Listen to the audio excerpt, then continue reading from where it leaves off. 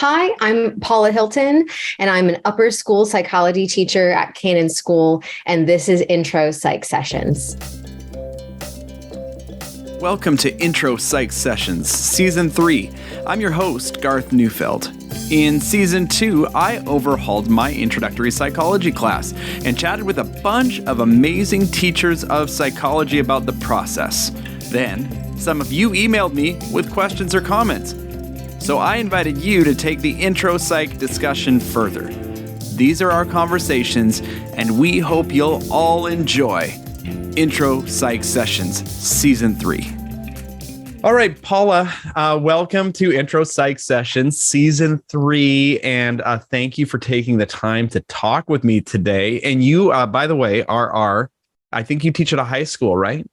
I do. I teach at Cannon School, which is in Charlotte, North Carolina.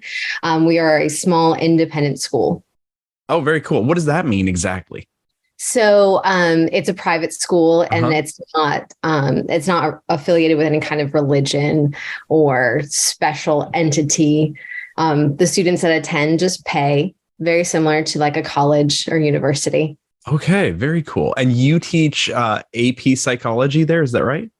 I do. So I teach AP psychology. I've taught that for the last 16 years at Cannon. Wow. And over the last 5 years, the interest has been so high that we added an on-level psych, like intro psych class, to meet some students who are interested in the topic, but they're not quite ready for the rigor, or their schedule doesn't really allow them to have an extra big class. It's both classes are electives, and they fill quickly. So at some points it's standing room only in my classrooms. Wow. And how many students is that? So right now I'm teaching an overload, so I'll have 5 sections of psych, and that'll be about 80 students between those 5 sections. Wow. So you get to work with, 18 students at a time or something like that? That's pretty cool. Yeah. That's great. Yeah, you get to do a lot of stuff with classrooms that small, which is kind of fun. Yeah, so a bit different than some of the other professionals that I've spoken with over the last few years, where they're auditoriums of 400 people, and I was like, I have no idea how you would. I don't either. The last time I was in a class that size was my intro psych class when I was an undergraduate. So, well, hey, thanks. I just talked to Allison Melly before you and I talked, and she's teaching a section of 275. At a university, and now here we are. You're going to be our high school psychology representative, and I love my high school teaching colleagues. So I'm biased already. So they're some of the best teachers I know, and so I can't wait to have this conversation. Have we crossed paths at the AP reading or anything? Do you do that? So I did for a little bit before I had my second child. I want to say I did it for about 5 years in a row. Yeah. Loved it. Yeah. The AP reading is it's just like teacher summer camp. I know not everybody feels the same way, but I've always loved it. And fun story, at one point in Tampa, Sue Franz was my table leader. Oh, that's fun. And I didn't know who she was for the longest time, but she was so cool. Yeah. And every day she'd have a new sticker or pin or toy or just something silly to make the time better. And then it was like after I'd gotten home and I started to dive into, my summer work, I was like, oh, it's Sue Franz. Oh my gosh. So well, you even say her name correctly. So that's great. She's going to appreciate that. Good. And and I follow her blog, and I try to learn from the best, I guess. That's so great. That's so great. Well, okay. I am so excited to talk to you after the email that you sent me, because I just feel like so you were one of these folks who reached out to me after Intro Psych Season 2 and shared some things that you were thinking about. And first of all, just like what a nice gesture for you to reach out. And I'm just wondering, what was that like to hear? Like, and maybe like, what's your professional development like as a high school teacher, and where do you go? You obviously follow Sue's blog, and was season 2 kind of helpful as you thought about your own AP psychology course? So season 2, I think, fell really nicely in this change that I have made in my classroom since 2019. So similar to you, I was having that moment of like, I need to make a shift. I need to make a change. This is working, but it's not working. Like, it's not working like I want it to work. And I read a number of different, books and, just new teaching stuff that's coming out. And when your podcast came through, of course, I ate it up. I was like, oh my gosh, we have someone. So when I talk about my class to other people, like AP Psych is like a bridge at my school, because our students are 99% are going to head to colleges or universities. And I feel ethically like it's my job to make sure that that experience, while it's still appropriate for high school students, gives them a little lens into what their future might hold. And so I have to put things through that lens all the time. And so hearing all of these professionals on your podcast talk about their intro psych course, which for some people, that's like their bread and butter, that's what they love to do. And to hear their thought processes about how they set up class and what they choose to do or not choose to do, I think was really helpful. Because in my world, for the first decade of teaching, so I've been teaching for the last 17 years, as a psych teacher, you're just an island. There's, especially in the high school world, like usually you're in the social studies department and it's an elective, and it doesn't get the fodder that I think other courses get. And so I want to say for the first decade, maybe 12 years, any kind of professional development, I had to go like searching for high and low, like, oh, here's one in Greensboro, North Carolina, or oh, there's Clark University. I got to apply. I got to get there. Oh my goodness, I can apply for the AP reading, and anything I could grab a hold of, I would.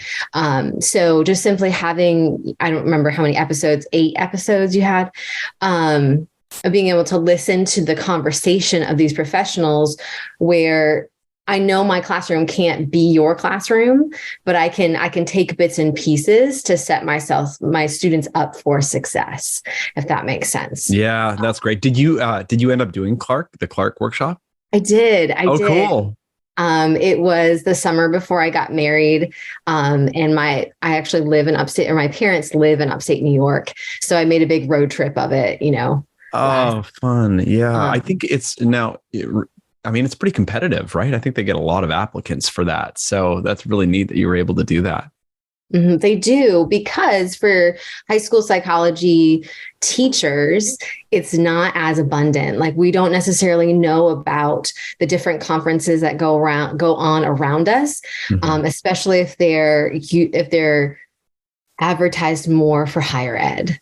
Yeah. I know that we'd be welcome, but there's not a lot of, in different professional groups that I'm in, you don't necessarily see advertisements for certain things like STP. I don't think I've ever seen that in the high school listserv of like, hey, so this summer I attended the Psych 1 conference at Duke for the second year in a row, and it's not that far from home. But if I hadn't been actively searching for that previously, I would never have found it. Right. Yeah. Yeah. Well, obviously you are finding things, and it's interesting to me. You keep talking about, I forget what you were calling folks, like maybe who are on season 2, like these professionals, or what did you refer to them as? I forget. Probably professionals. Well, whatever. I'm just listening. I'm listening to you just thinking, man, you're such a pro. But because I know that, for example, AP psychology teachers, they have this skill. Good ones have to have this skill of being able to manage content that they don't have freedom to let go of. And so you really are, like, I imagine you're masterfully skilled at bringing your students like through the curriculum, and to success, which is pretty cool. So, I'm interested real quick. How do you think about kind of the IPI recommendations or the things that we talked about in season 2? Like, how much choice and freedom do you feel with like the restraints you have of needing to get kids ready for that exam? Can you just speak to that a little bit? Yeah, sure. So I think there are different AP teachers that they get the College Board CED that tells you have to teach all these things. And they are like to the T, like, I'm going to teach every single word that's in this document. And I've actually done some consulting work with College Board a number of years ago, and I helped produce that document. And at the end of the day, when I think about, I know I'm not going to cover all the content. I'm never going to be able to cover it like someone who has been fully trained in the world of psychology. So I do think about, so in your podcast, when Sue Franz was talking about, what do my neighbors need to know?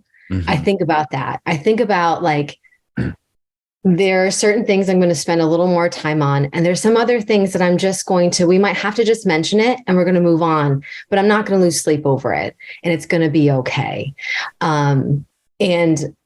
And I feel as if you are able to have your students get the majority of the basics, it's okay. Yeah. But do they know every single researcher that's mentioned in our curriculum? No. But do they know the big guys? Yes. And so what I've also been doing is being very careful about what I include and what I don't include. But wherever I can combine things together is when I've found a lot of success. So, part of our skill work is being able to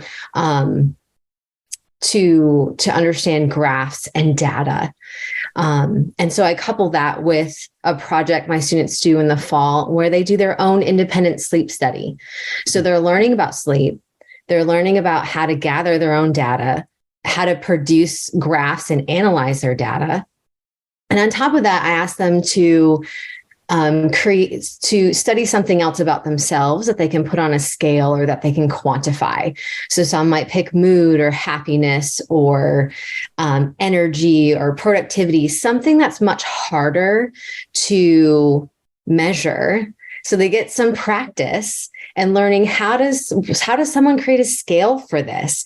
And then how do I track that data? And so not only are they learning about sleep, or they're learning about themselves, they're learning about graphing, but they're also learning about a process, like that research process.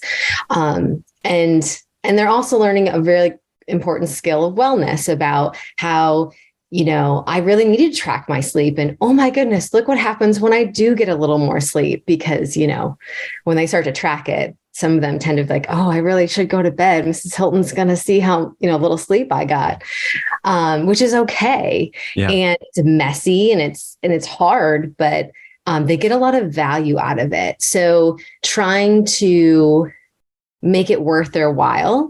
But does that mean that in that same unit, am I going to cut a little bit about psychoactive drugs? Yes. We're not going to spend as much time on that. And they're interested in that. But I think learning about sleep and research is just a little more important. That's interesting. Yeah, we have to make these value judgments because there are things that I think, just to call back to Sue,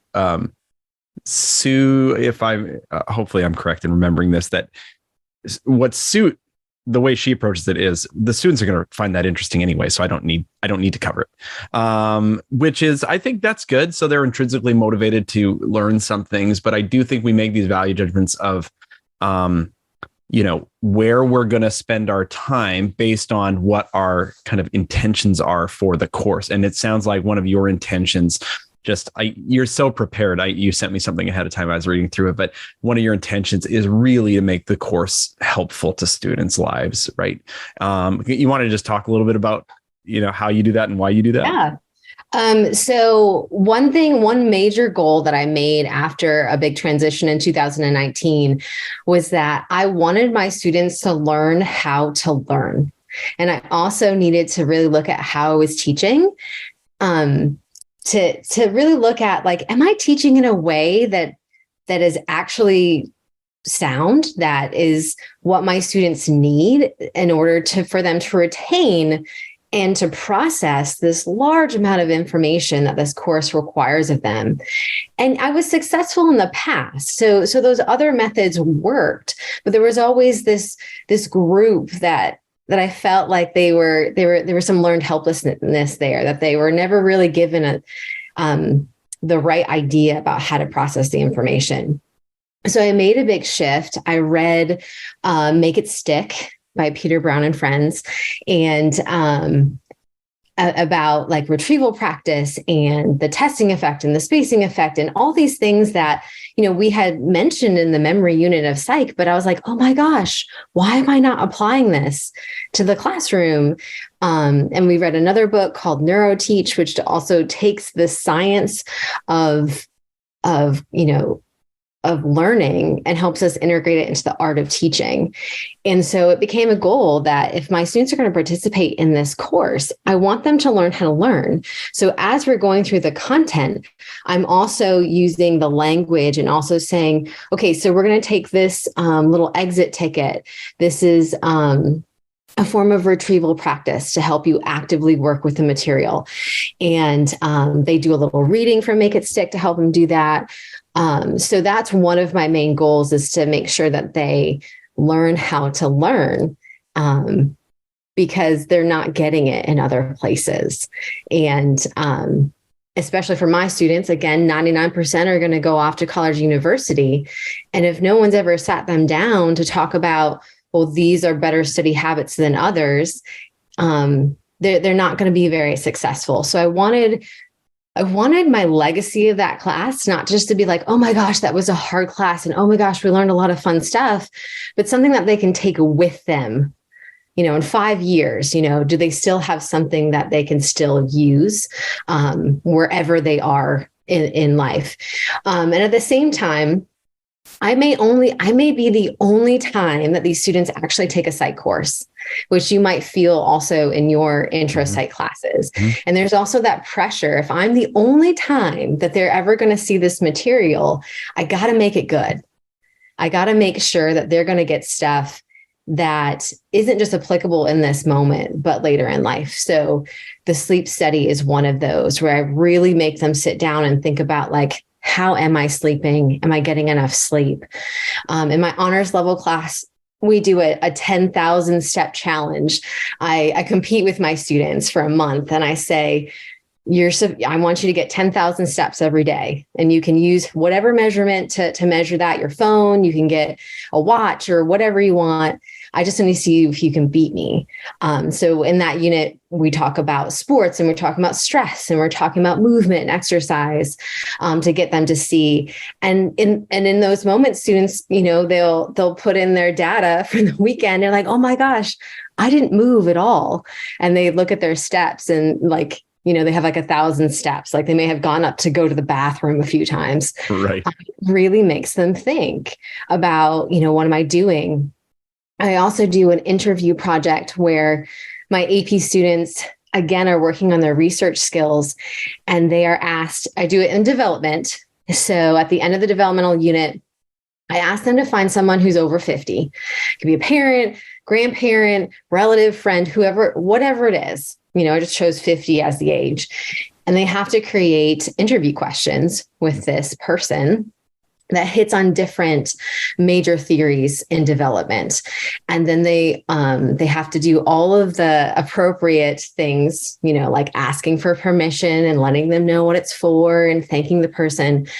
But then they have to sit down and have a conversation with this person about their life and what they've learned from life and how they've experienced life. And then they write a paper to connect it with our theories. And it's not just about the theories and understanding the content.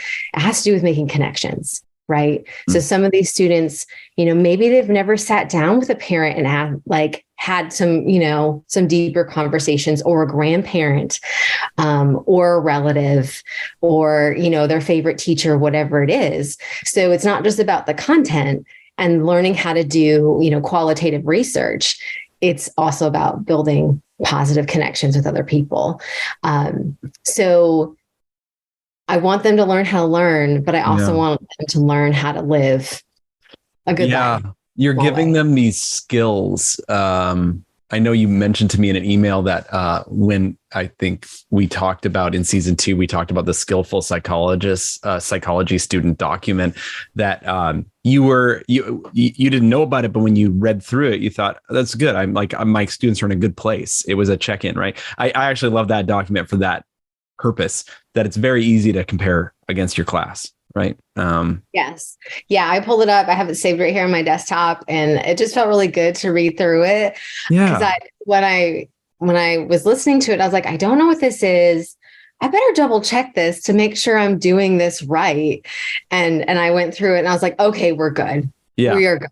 Fantastic. We check those boxes frequently. So, you sent along this quote at the bottom of one of our email correspondences, but it was from Ken Bain's What the Best College Teachers Do. And it was about investing in students. And I just wonder, I don't know if you can riff on this or whatever, but I just hear this in you that you really want to, like, your teaching philosophy is really centered on investing in students. Tell me if I'm wrong. Maybe you have a different teaching philosophy, but can you just talk about the way that you think about students?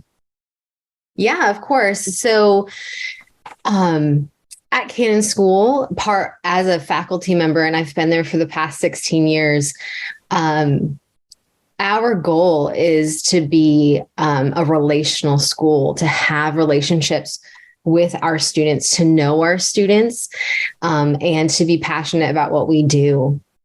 So when it comes to my students, like the school year hasn't even started, and I'm already looking at my rosters and I'm like, do I know this person already? Or has this person reached out?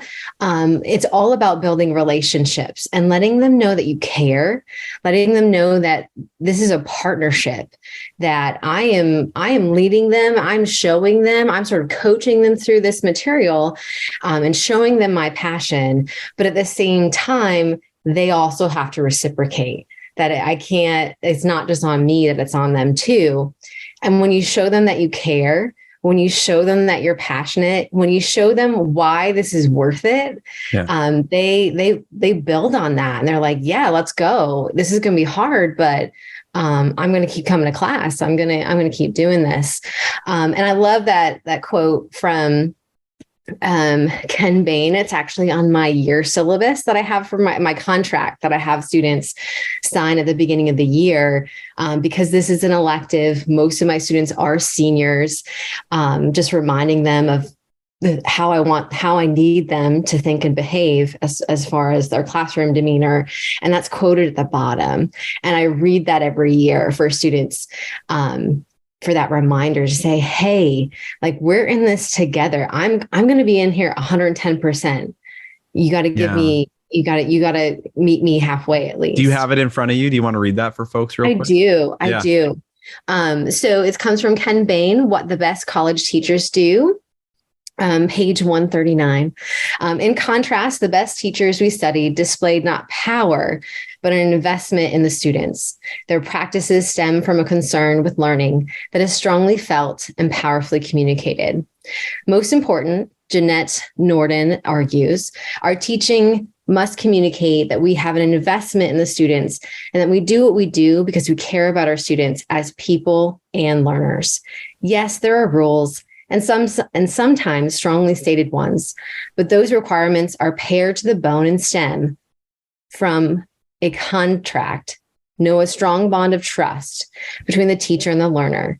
In that relationship, the teacher has effectively said, as one of the study subjects put it, I will do everything possible to help you learn and develop your abilities, but you must decide if you want to engage in this experience. If you decide to join this enterprise, there are some things you must resolve to do to make it worthwhile for you and others in the group. Yeah, it's really good. It's really good. I hear that in your teaching as well. So we just have like 1 minute left.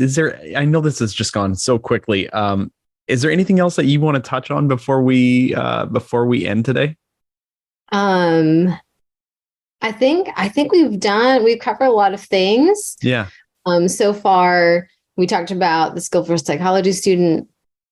I don't think we have time for this, but I was intrigued about Regan's discussion about, can you get an A without coming to class? Can you get an A without coming to class? Yeah. Do you remember where we came out on that? I can't remember. I know we kicked it around a lot, but I don't know if we ever concluded anything. I don't know if there was a conclusion. I think there was yes, but maybe. Yeah. For different reasons. But I think I had listened to the episode and I sent it straight to our assistant head academic dean, and he started listening to your podcast too. And he's like, this is good stuff. Awesome. It's just for our, not just psych teachers, but for any teacher to think about. What are you doing in class, and what's your learning objectives, and how do you feel about it? Like, I thought that was a really good thought exercise to think through. How do you actually feel about that? So fun to have these conversations. Paula, I'm sorry that we don't have more time, because I feel like you and I could talk for a long time. So maybe, I don't think this will be the last time we speak. So anyway, it was really nice to meet you, and thank you for reaching out, and thank you for listening. Yes, of course. Anytime.